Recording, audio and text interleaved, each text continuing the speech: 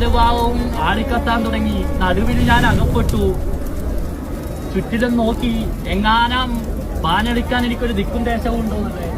എല്ലാം കത്തി അഗ്നി വിഴുങ്ങിക്കൊണ്ടിരിക്കുമ്പോഴും എന്റെ അരികിലേക്ക് വരുമ്പോൾ കണ്ടു ദൂരെ ഒരു കരുനെല്ലി മരമല്ലേ, അഴകിയതോ ഒരു കരുനെല്ലി മരം, അങ്ങനെ വിശേഷിക്കണം.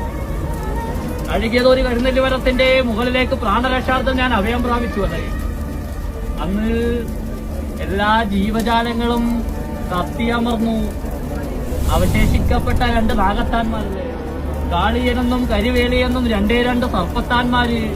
ഇതിന്റെ ഘാതകനല്ലേ ഞാനാണെന്ന് കരുതി അവരെന്റെ ഇടത്തെ മാർവിലും വലത്തെ മാർവിലും കെട്ടിക്കൊത്തി വിഷം ചെരിഞ്ഞു.